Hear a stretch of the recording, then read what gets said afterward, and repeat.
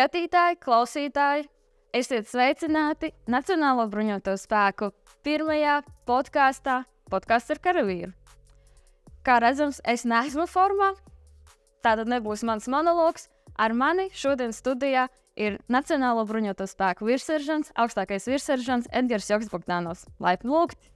Sveicināti, ļoti liels paldies un ļoti liels pagodinājums. Ja esmu pirmais šeit, tad tiešām centīšos uzlikt to latiņu, lai būtu skatāms, interesants un aizraujošs mūsu skatītāji. Varbūt jūs varat nedaudz pats ar sevi iepazīstināt. Es domāju, jūs to izdarīsiet labāk nekā no informācijas, ko es esmu atradusi dažādos rakstavotos par jums.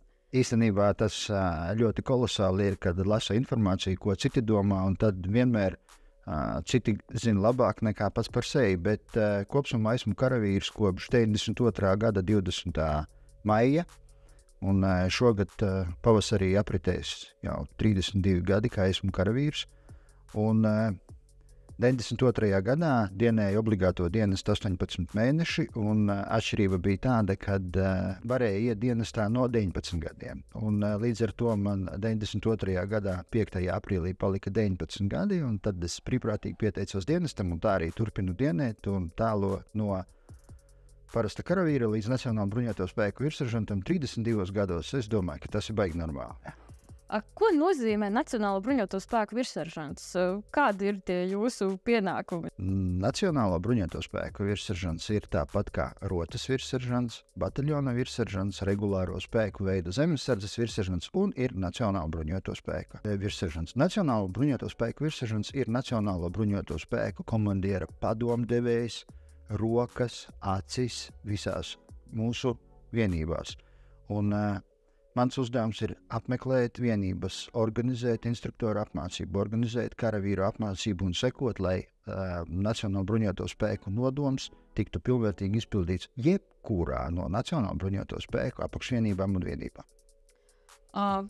Jūs pieminējat, ka jums tāda jubileja 32. gadiena, kopš jūs esat dienestā, bet šogad ir vēl vairākas nozīmīgas jubilejas, tā skaitā NATO 75, Ziemeļatlantijas līguma organizācijas, stiprākās pasaules militārās organizācijas, alianses gada diena, un arī Latvijai saistībā ar NATO ir gada diena. Ir aprit 20 gadi, kopš Latvija ir pilntiesīga šīs te organizācijas dalībniece. Vai jūs atceraties to dienu, kad Latvija oficiāli kļuva par NATO dalību valsti? 2004. gada 29. marts. Es, piemēram, personīgi neatceros 2004. gadu, bet jūs esat pieredzējušāks par mani, kā tas bija. Latvijas armijā varbūt bija kaut kāda atzīmēšana, vai kā sabiedrībā to uzņēma? Saprotiet, priekš karavīra stipra alianse un esi kopā ar citiem sabiedrotiem karavīriem un pleca pie pleca pie viena galda un neatšķirties, ka tu esi lielas saimes spēlētājs. 2004. gadā, kad Latvija uzņēma NATO, es biju Irākā. Operation Iraqi Freedom tajā misijā, un mums bija oficiāla stāšanās. Un, protams, vienmēr nāciju koalīcijas karogi bija, kas piedalījās misijā, bet mūsu karogu vēlreiz atsevišķi uzvilka kā jaunu NATO dalības valsti un tā valsts, kas ir nopietnas spēlētājs kopējā koalīcijā. Manuprāt, tie bija tādi ļoti iekšēji svarīgi svētki. Aram pašam priekš sevis un runājam ar karavīriem.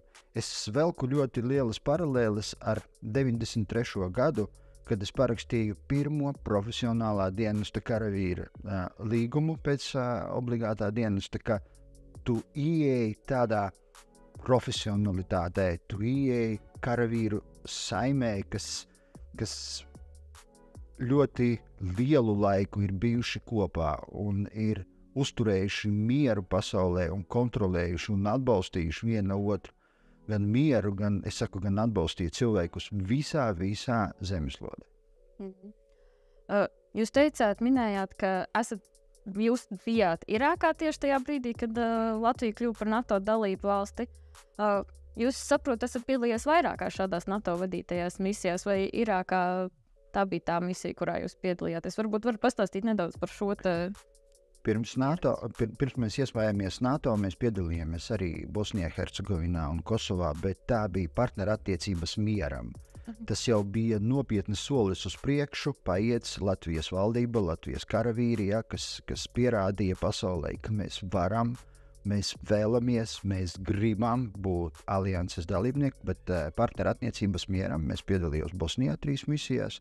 96., 98. un 99. gads, tad 2004. gads ir Irāka, kas vainagojās ar NATO, un 2011. gads Afganistānā, kā līdzvērtīgi partneri, un arī turpina tagad mūsu karavīri piedalīties, bet tās bija manas misijas, jā. Un šis jau, manuprāt, ir daudzkārt atkārtots, uzsvārds, bet, atkārtošana zināšana māte. Pastāstiet, ko Latvijai dod dalība NATO? Latvija patīkā zeme, viskaistākā zeme pasaulē. Un, ja mēs esam spēcīgākās alianses sastāvā, tas mums garantē to, ka mēs nekad nepaliksim vieni. Pie jebkādiem apstākļiem. Protams, mums ir savi mājas darbi, kas jāizpilda. Jā. Tur nav tikai 5. pants, tur ir 3. pants arī. Tad mums ir garants. Mums garants mūsu drošībai un to, ka mēs nepaliksim nekad vieni. Un kā Nacionālajie bruņotie spēki ir attīstījušies šo 20 gadu laikā? Tas tomēr ir tāds pietiekami liels posms, un jūs arī pats uzsverāt, ka mums ir savu mājas darbi, kas jāizpilda kā NATO dalība valstī. Kā bruņotie spēki vēl ir šajos 20 gados attīstījušies? Saprotiet, kā ir attīstījušies bruņotie spēki. Atkal atgriežamies 90. gados, kad sākām veidot savus bruņotos spēkus. Karavīra ekipējums bija aptversoma, ierocis un durklis. Viss. Vairs nekā nebija. Tāds tu gāji norīkojumā, un tu pildīji pienākumus. Labākajā gadījumā tev bija rācija vīvola. Tas bija mans ieguldā. Tas mums bija ekipējums karavīra. Un tā attīstījāmies caur vajadzību. Attīstījāmies caur pieredzi, attīstījāmies caur dalībām mācībās, caur dalībām misijās, un kad mēs jau esam alianses sastāvā, mums jābūt vienāda līmeņa spēlētājiem. Tāpat kā, ja mēs paskatāmies, ļoti labs mednieku klubs, ļoti labs motociklistu rockeru klubs, ja visi brauc ar Harley Davidson, jābrauc taču ar Harley Davidson, lai mēs esam līdzvērtīgi, un militāristiem ir tāds teiciens plug and play. Jā, esi gatavs. Ja mēs darbojamies koalīcijas sastāvā, katrs nodaļas komandieris, vada seržants, virsnieks ar atbilstošu izglītību ir gatavs piedalīties attiecīgajā operācijā, ir gatavs piedalīties attiecīgās mācībās, ir gatavs pildīt tādus pienākumus, ko sabiedrotiem kopā ar vienādu izglītību, ar vienādu pieredzi. Tur nekāda problēma nav. Izklausās, ka tās kādreiz, kāds bija 90. tās uzkabas un viss ir daudzreiz vieglāks svara ziņā nekā es esmu uzvilkusi karavīru uzkabu. Man liekas, ka viņas ir diezgan smagas. Varbūt tad bija vieglāks izklausās pēc jūsu raksturot. Jā. Vai tam vieglumam bija drošība? Es nezinu. Jā. Arī fakts. Varbūt jūs arī varat atcerēties, kādas bija tās varbūt pirmās zīmīgās izmaiņas Nacionālās bruņotajos spēkos tieši šajā 2004. gadā pēc tam, kad iestājāmies NATO. Tajā laikā mēs koncentrējamies uz misijām. Vairāk koncentrējamies uz misijām, un tad bruņotie spēki pielāgojās. Pirmo reizi mēs aizbraucām uz Irāku. Pirmo reizi cita kultūra, pirmo reizi cita valoda. Kultūra, ka cilvēki uzvedās ne tā, kā mēs esam pieraduši. Piemēram, man tas lika diezgan nopietni studēt gan Korānu, gan viņu kultūras īpatnības, ja? lai veidotu tās apmācības pēc iespējas labāk, lai mēs uzvestos tā, kā pienākās viņu noteiktajā valstī, atbilstoši viņu kultūrai, ja? un veidotu tās labākas attiecības un sadarbības. Ja? Viņi arī bija pēc kara postīta valsts, un tikko bija gāsts Huseins. Ja? Tā kā tās bija ļoti nopietnas izmaiņas, un līdz ar to bija pakārtotas visas apmācības un mācības kopā ar sabiedrotajiem, gan atsevišķi paši, jo jau pieredze no Bosnijas bija, ko darīt ar karstumu. Ja? Mēs nekad nevarējām aizdomāties, ka karstā laikā nevar ieroci rokās noturēt. Ja? Vajag speciālus cimdus, neko viņš nezina. Nu, tā kā ūdeni lietot, kā kompensēt sāli organismā, lai nav kādas formas terpus vajag. Tā ka pēc Irākas un NATO mēs diezgan nopietni skatījāmies uz to, kā uzturēt karavīra jaudu, kā uzturēt karavīra veiktspēju, kā prezentēt savu valsti maksimāli labāk. Bet es jums varu pateikt, mēs ļoti labi tikām ar to galā. Mums vienmēr manā laikā Irākā vismaz 2 mēnešos vienu reizi bija sūtījumi no Latvijas. Mēs ēdām savu maizi, smērējam virsū tādu samautu speķīti, ja? Tā mēs arī to misiju pildījām, neskatoties uz visu pārējo uzdevumu klāstu, kas tur bija mums jādara. Tās izmaiņas skatāmies tuvāk mūsdienām. Afganistāna ir līdzīgs, bet cits pavisam stāsts, citi uzdevumi, cits apvidus. Ja? Un tad jau puiši tagad, kas ir Kosovā, mēs atgriezāmies pēc 11 gadiem atpakaļ Kosovā, atkal līdzīgs stāsts un esam ar sabiedrotajiem kopā. Tā kā par katru karavīru cepuri nost to, ko dara, un nemaz, bet ļoti, nemaz nopelns arī karavīru, ka mēs esam alianses sastāvā ar mūsu darbu. Tāds pamats spēks tomēr, visi kopā, un tomēr katrs atsevišķi. Es domāju, pamats spēks ir visi kopā. Jā, gan Latvijas sabiedrība, gan karavīri, jā. Mēs visi kopā. Un janvārī sākās nozīmīgs NATO mācību cikls, arī iezīmē Steadfast Defender, kas ir lielākās NATO mācības kopš augstākā kara beigām, kur piedalās visas NATO dalību valstis, arī tā skaitā kandidātu valsts Zviedrija, cik tur te 90,000 karavīru. Kādu praktisku pienesumu karavīriem un alianses dalību valstu armijām sniedz tādas NATO mācības? Tur ļoti daudz to pienesumu. Primāri jau sagatavoties, visa loģistika, tas ir diezgan nopietni. Tu nevari, piemēram, ja mēs tādu ļoti, ļoti sašaurinam, atbraukt uz poligonu, izšaut, pateikt, viss, mēs uzdevumu izpildījām, viss ir, kā mēs aizbraucām, ko mums tur vajag. Visa loģistika, cik ilgi mēs būsim, visa drošība, ceļš. Kas notiek šajās lielajās mācībās, ko ir paziņojis ģenerālis Kavolli, ka notiks, tad ļoti labi atstrādājās sabiedroto sadarbība. Tur nebūs tā, ka visi nostāsies vienā rindā, viņam vairāk pa etapiem notiek. Vieni no sākuma, 1. etaps, 2., 3., 4. un atpakaļ mēs atgriežamies tā, lai izspēlētu, piemēram, visu teātri. Ja, kad ir ievads, iztirzājums un nobeigums un secinājumi, ja, nākošajām mācībām. Tā ka, manuprāt, ir ļoti, ļoti labi. Un ko mēs darām tīri kā Baltijas valstis? Mēs vienmēr savā starpā mainamies ar tādām informāciju, mainamies ar vienībām tā, lai būtu gan, piemēram, robežšķērsošana. Liekas tas elementāri, ja? Bet tu esi citā teritorijā, ir kādi noteikumi, vēl viss tas ir atrunāts un strādā, tāpēc, ka mēs esam aliansē. Ja? Un tad arī kaujas grupas, kas mums ir paplašinātās NATO kaujas grupas. Tā kā mājas darbi tiek izpildīti, tagad mēs to pagriezīsim bišķi lielākajā teātrī, kas ir tas NATO teātris kopumā, iesaistot visas alianses un potenciālās alianses valstis.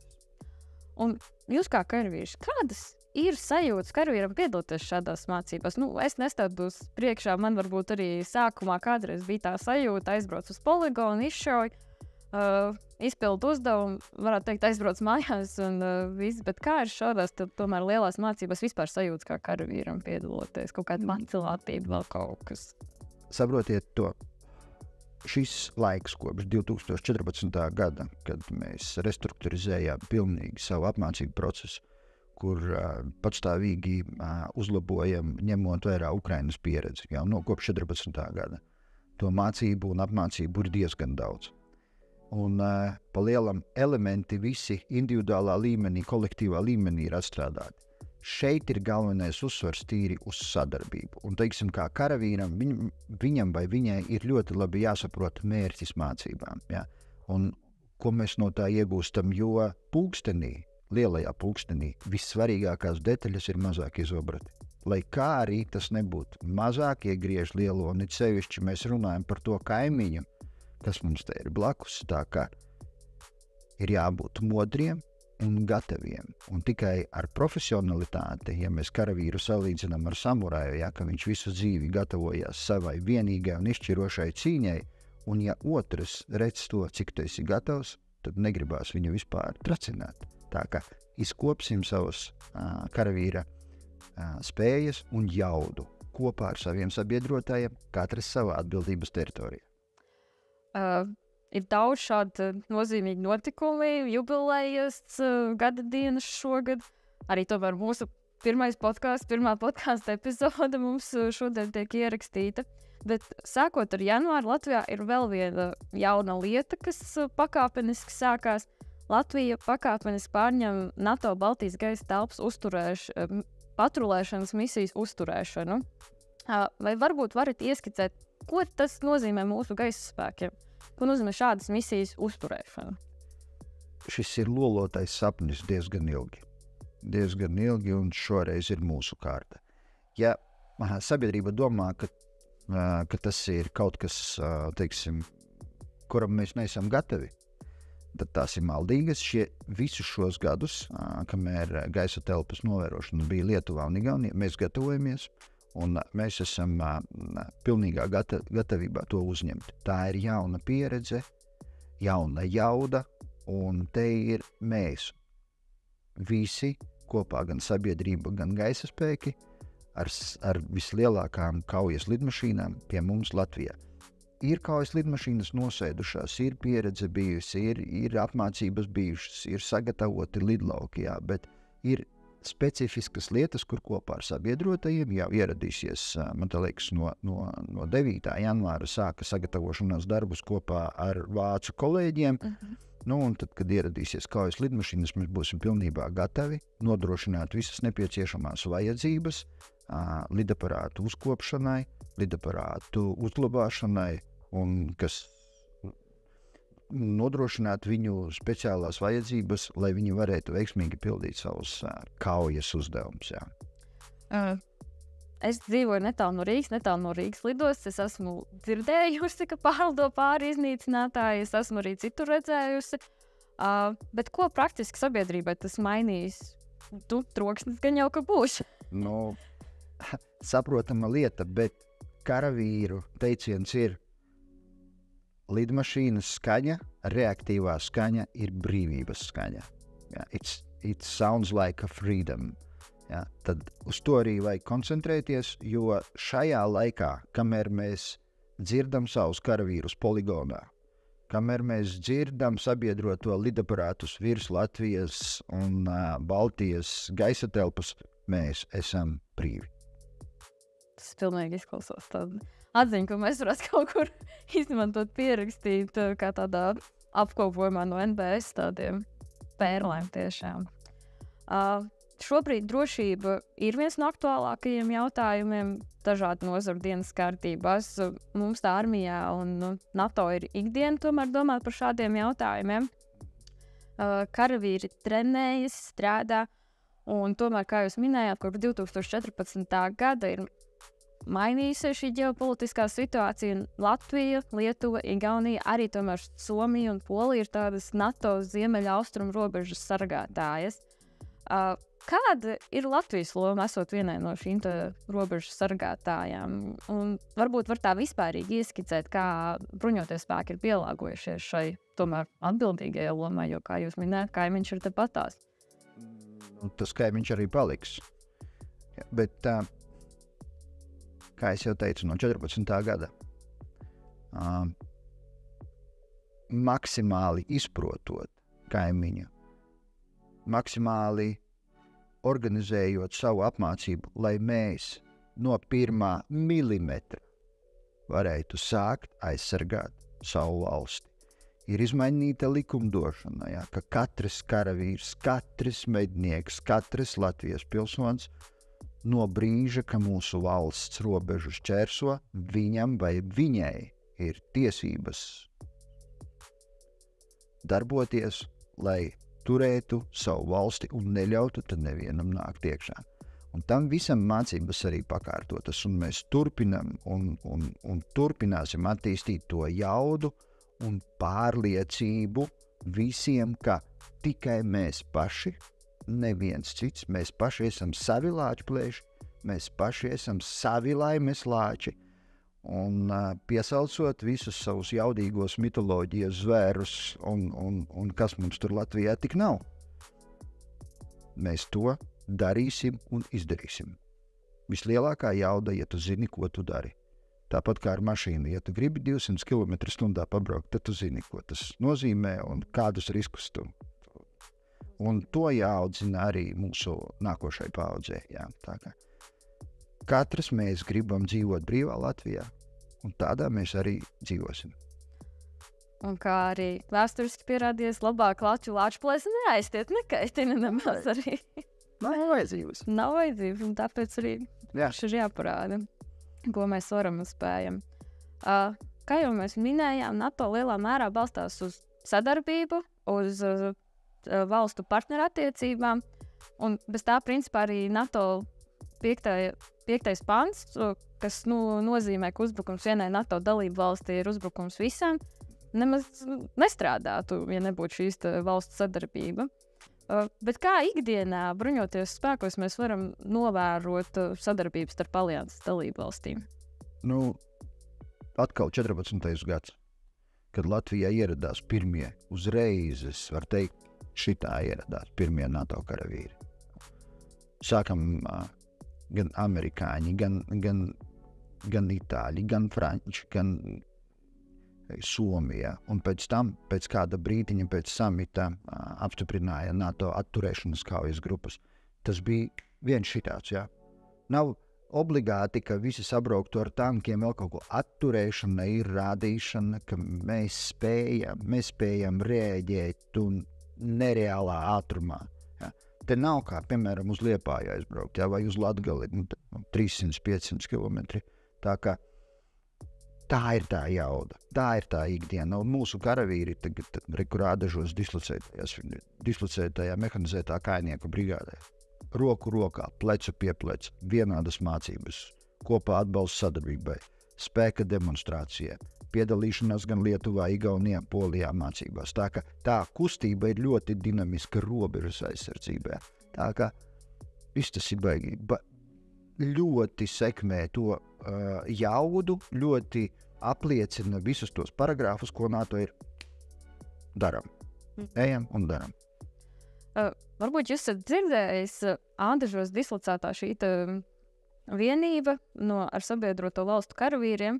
Kāda ir šī ikdienišķā sadarbības starp latviešu karavīriem un viņiem? Varbūt viņi ir viens no otras kaut ko pārmetoši, kādas kaut vai receptes. Es nezinu. Īstenībā ļoti pārsteidzoši visos laikos ir bijis. Ja, piemēram, agrāk, mēs, kad tikko sāku braukt pa misijām, bija problēmas ar valodu. Angļu valoda. Tad bija karavīru angļu valoda. Tāpat ir tagad karavīru itāļu valoda. Ja. Kā gribi karavīrs vienmēr sapratīsies un ēdienu receptes. Tradīcijas parašas, ja, ka mēs uzcienājam visus ar augsto zupu, ja, ko neviens nesaprot. Nekur pasaulē viņas nav, un mums viņa ir pati foršākā. Un tāpat arī itāļi savu kafiju atveda un ir kaut kādas militārās tradīcijas, ko varbūt kādi pārņem no mums, un vēl tad tā simbioze ir ļoti izcila. Un tagad jau kaujas grupā ir karavīri, kas prasās atgriezties vēlreiz un vēlreiz, lai dienētu Latvijā. Dažs labs ir atgriezies Latvijā un nopircis nelielu zemes pleķīti, lai turpinātu dzīvot Latvijā, ja, jo šī burvīgā zeme, kur viss ir ļoti tuvu. Tev ir tuvu mežs, tev ir tuvu ūdens, tev ir tuvu pilsēta un tev ir tuvu sava jūra. Ja? Tev viss ir, ko vajag. Šo es nezināju tiešām, ka ir pat tādi, kas ir nopirkuši zemes gabalu un ir gatavi dzīvot, turpināt šeit. Un tas tiešām silda sirdi kā latvietai, kā vājniecei un tā. Un, kā jūs, prāt, latviešu karavīri uztver šo NATO karavīru lomu? Viņi sajūt to lielo kopumu, ka viņi ir daļa no šīs Manuprāt, šodien tā ir pašsaprotama lieta. Mēs runājam 20 gadus atpakaļ, tu esi spēlē, tu esi tā, un tad tas viss kaut kā taustīšanās lēnām. Manuprāt, šodien tā ir. Tas ir pašsaprotami. Un kā dažreiz es esmu redzējis intervijās, ka cilvēki uzrunā, vai žurnālisti, vai tas, kas intervējamies, viņi ir NATO, viņi nelkop. Nē, mēs esam NATO, ja? Mēs nevaram, viņi un tie mēs, tāpat kā Latvijā cilvēki dzīvojušie mūsu tautam, esam mēs, ja? Un karavīri esam mēs, ja? Tā kā mēs viens otram vajadzīgi, un neko mēs vieni paši nevarēsim izdarīt. Ja? Un tagad jau sanāk arī, ka tomēr sabiedroto valstu karavīri ir šeit, viņi iet uz tiem pašiem veikliem, tā pašām kafejnīcām arī, kur mēs līdz ar to tas viss ir tādā, nevar teikt muģeklī, bet kopības. Jā, bet es saku tā, kad mēs iestājāmies NATO, tā robežu jautājumu. Agrāk tu tiki Vācijā vai vēl kaut atvedi kādus gardumus, es atvainojos, jā, bet tagad tu vairs nevar ko pārsteigt. Viss tas ir pie mums mājās. Saprotiet, tas ar gadiem izveidojās tik kolosāli, jā, ka tas ir palicis par pašsaprotamu lietu. Jā. Tā ka no tās manas bērnības, jā, kā izņemot konservus un 3 litru burkas ar it kā bērza sulu, mēs esam auguši diezgan, ļoti diezgan. Tā ir brīvā Latvija, jā. Lai spētu aizstāvēt valsti, ir jānotiek gan sadarbībai starp militāru personām, bet tomēr ir arī svarīgs vietējās sabiedrības atbalsts un tomēr visaptvaroša valsts aizsardzība, tas aizvien aktuālāk kļūst un mēs to aizvien vairāk pieminam. Sabiedrībai, cilvēkiem, iedzīvotājiem jāatbalsta gan mūsu pašu karavīri, gan sabiedroto valstu karavīri, kas pie mums ierodas. Kā ikdienā sabiedrība var just šo NATO klātbūtni Latvijā, NATO karavīrus? Par to visaptvarošo valsts aizsardzību. Katru gadu mēs rīkojam lielākās mācības namēs, kur piedalās ne tikai sabiedrotie, kas ir dislocēti Latvijā, bet arī ārpus Latvijas un ierodās uz tām mācībām. Un es vēlētos uzteikt un lielu paldies teikt pašvaldībām, zemniekiem, pilsētu mēriem, iekšlietu ministrijai un visām ministrijām, kas sadarbojās veicinot to visaptvarošo valsts aizsardzību un iesaisti sev pakļaušo struktūru, jā, lai mēs pilnvērtīgi varētu izvingrināt visu Latviju. Jā. Tamdēļ, manuprāt, tā ir tā izpratne, tā ir tā iesaiste, un tā var just parastais Latvijas iedzīvotājs to NATO. Sevišķi, kad kaut kur Krustpilī uz lieliem laukiem pie zemnieka, kamēr vēl nav izdīgusi labība, ļoti daudz izplatnēcēju nolaiž. Viņš saka, vīri varam to darīt, ja tas vajadzīgs drošībai. Tā atsaucība un izpratne pēc vajadzības, tā ir ļoti, ļoti, ļoti augusi un attīstās. Jā, tā kā ar visiem traktoriem, ar vedējiem un visi iesaistās, kad ir lielas mācības, visi iesaistās un arī ikdienā uzņēmēji, kas pārvada tehniku vēl kaut ko. Tā ir tā lieta, ko var just. Protams, arī garas kolonas uz ceļiem, jā, ar bruņu tehniku, tā arī izjūt, jā, sabiedrība, bet es saku, tās ir brīvības skaņas, un kamēr mēs esam šeit, tikmēr mēs esam brīvi. Kamēr notiek šī kustība, un kamēr karavīri ir gan mežā, gan poligonos, gan arī šeit, arī šādā veidā studijā, tomēr tad tas liecina par brīvību un viss. Drošības jautājumi, kā jūs arī iepriekš minēju, noteikti ir arī uz palikšanu, praktiski visās nozarēs. Armijai tā ir ikdiena, tā ir NATO ikdiena. Tādēļ tiek veikts dažādas misijas, un tomēr tā skaitā ierodas arī karavīri no Kanādas, Vācijas, Lielbritānijas, kas jau arī vēsturiski tādas, varētu teikt, militāras ražošanas lielvalstis, un cilvēku resursi arī tomēr šādu valstu armijām ir lielāki. Kā tik skaitliski, atzīsim, būsim godīgi arī teritoriāli, maza valsts kā Latvija, bet tomēr kā dalībvalsts var sniegt šo ieguldījumu alianses attīstībā. Mums nav tādu it kā spēju, kā, protams, tur Kanādai vai Vācijai, bet tomēr Latvijas plēsis. Kā ir vietējie uzņēmēji. Lēnām soli pa soli mēs ražojam to, kas mums vajadzīgs. Un ar domu, ka tas vajadzīgs būs aliansē. Ja, ka mēs varēsim dalīties savā pieredzē un ar tām lietām, ko mēs ražojam. Ja mēs aizējam no militārās ražošanas, bet paskatāmies, kā attīstās mūsu uzņēmēji, tad Latvijā ražoti mikrofoni noder Lady Gagai, un viņi ar citiem nedzied tikai ar tiem mikrofoniem, kas ir ražoti Latvijā. Un tāpat arī dronu ražošana, tāpat arī munīcijas ražošana, sausās pārtikas, tāpat tad ir Patrija, ja mēs kopā liekam kopā kaujas mašīnas. Nevar to uzreiz šitā uztaisīt, bet ar neatlaidību, ar vēlmi, ar gribas spēku, ja, tad es zinu, es esmu vairāk kā pārliecināts, jo mēs esam tāda stipra tauta un stipra nācija. Mēs to varam un mēs to izdarīsim, tad caur šo prizmu mēs diezgan labi varēsim palīdzēt aliansē, ja mūsu uzņēmēju ražotās militārās lietas, gan civilās lietas noderēs, ja? Vai arī sadarbībā ar kādām alianses ražošanas iespējām sakombinēties kopā un darīt Latvijai tā, ka šis ir tas veids, manuprāt, un šī ir tā veiksmes atslēga, jo kā ir, ja tu esi spēlē, tev kaut kas ir jādod, un tev kaut kādā veidā atkal atgriežamies pie mājas darbiem, un tev Latviju jāuzfrišana. Un tad mēs runājam par darba spēku, tad mēs runājam par savu ekonomiku, ja, un mēs runājam par savu identitāti.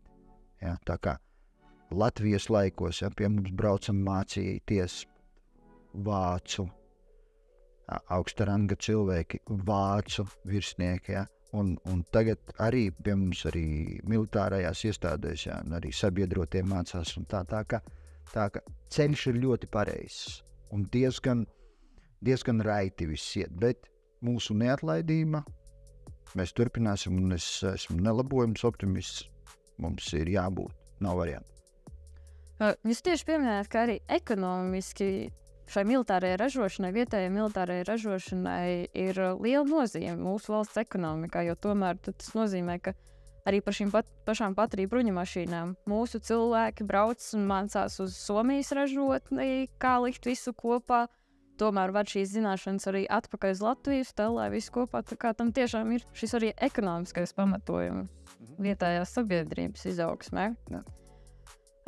Kā cilvēks, kā karavīrs šeit šodien forumu starpā, podkāsts ar karavīru tomēr, kā arī cilvēks, kas ir piedalījies NATO misijās, vai varat padalīties ar kaut kādu savu pieredzi, kādu tādu momentu, kad jūs esat tā sapratis tā ar visu, teiksim, tā sirdi un dvēseli izjūtas, jā, es esmu karavīrs, jā, es esmu daļa no NATO, es esmu šeit, lai aizstāvētu, pārliecinātos par drošību, par aizsardzību savas valsts un tomēr arī visas, teiksim tā, brīvības.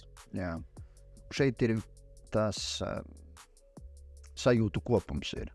Atkal liksim paralēlis kopā, kad 93. gadā, kad es parakstīju pirmo savu profesionālā dienesta karavīra līgumu, kā ar lepnumu, ka es esmu profesionāls, Latvijas armijas karavīrs, un tajā laikā man vajadzēja absolvēt Reizeknas Ludzas robežsardzes koledžu, tajā brīdī viņa bija, lai pierādītu to, ka tu esi gatavs profesionāls un pildīt savus pienākumus, un tad beigās aiziet, ka pirmais Baltijas miera uzturēšanas spēku bataljons, kur jau 3 Baltijas valstu instruktori tika apmācīti Britu vadībā, tu jau jūties, ka tu vari komandēt lietuvietīgi, un tu saproti, par ko iet runa, tu zini, kā maskēties, bet es runāju tagad ļoti, ļoti taktiskā līmenī. Un tad pirmās misijas Bosnijā izbrauc, ja, tu esi kopā ar Zviedriju, tu esi ar Dāniju, tu esi ar amerikāņiem, tu saproti, par ko iet runa, kādas spējas, ko mēs varam darīt. Un tad Irāka. Es braucu uz Irāku, es zinu, ka baigi garās rindās stāvējam, lai šķērsot robežu, teiksim, pat lidostā, jā, European Union countries, un tā, jā, tad stāvi ne tajā rindā. Jā, tad domāju, kad tad pienāks tā diena, ka es varēšu mierīgi ar savu pasi iet no visam cauri. Un ziniet, kad es braucu mājās, man likās, ka gaiss bija savādāks. Es ar savu pasi gāju cauri, man nevienas robežas vairāk nebija. Robežsargi sveicina, tu ar tiem turēji, tev visi smaidīgi, tev visi saprot. Wow, wow! Atnāc mājā, tev NATO karoks, viss. Nu, to nevar tā. Es tīri caur savu prizmu skatoties, ka šajā aliansē esam arī mēs. Jā. Tāpat kā mūsu, teiksim, sportisti, jā.